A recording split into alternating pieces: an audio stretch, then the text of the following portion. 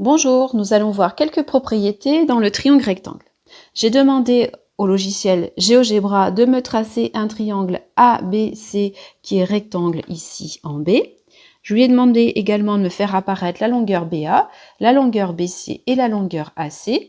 Et sur la gauche de l'écran, vous avez ici trois quotients qui sont calculés. Le quotient BA sur AC, le quotient BC sur AC et le quotient BC sur BA.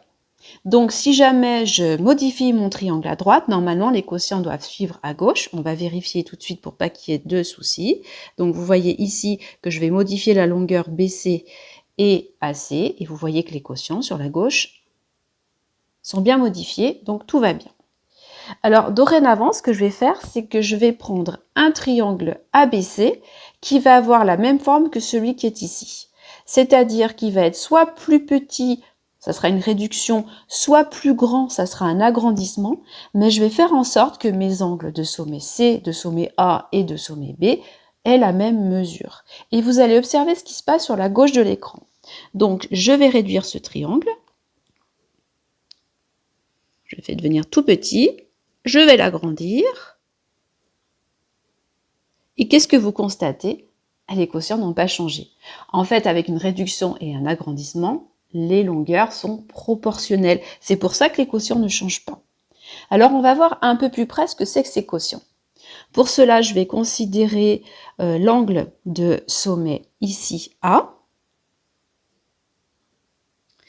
Je vois que mon angle de sommet A est fabriqué grâce au côté AC. Le côté AC, c'est celui qui était en face de l'angle droit. C'est le plus grand côté du triangle. C'est donc l'hypoténuse. Ensuite, l'angle de sommet A est fabriqué grâce au côté AB. Le deuxième côté qui sert à fabriquer l'angle s'appelle le côté adjacent à l'angle de sommet A. Et enfin, le troisième côté du triangle qui ne sert pas du tout à fabriquer l'angle de sommet A, donc le côté BC ici, s'appelle le côté opposé à l'angle A. Donc vous vous souvenez, on a parlé de réduction en agrandissement, ce qui voulait dire que l'angle A était de mesure inchangée. Et le quotient ici, le premier, BA sur AC, correspond au côté adjacent divisé par l'hypoténuse. Diviser le côté adjacent par l'hypoténuse, ça correspond au cosinus de l'angle. Le deuxième quotient qui consistait à diviser BC par AC, donc le côté opposé de l'angle divisé par l'hypoténuse, c'est ce qu'on appelle le sinus de l'angle.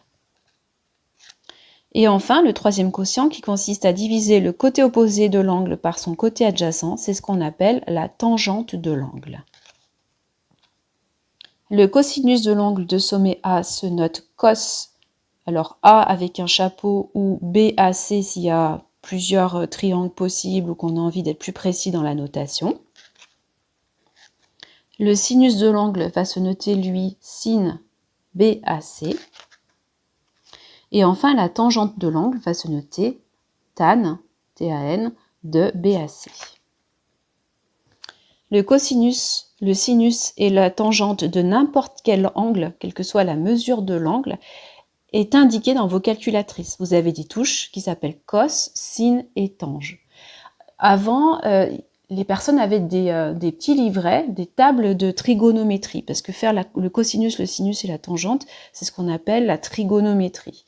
Maintenant, c'est tout enregistré dans vos calculatrices. Il faut bien vérifier que votre calculatrice, si vous êtes au collège, est bien en mode degrés.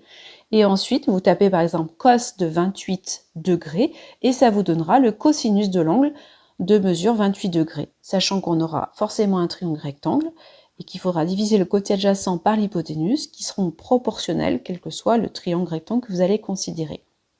Voilà, on va voir dans une prochaine vidéo à quoi cela peut servir. Bon courage!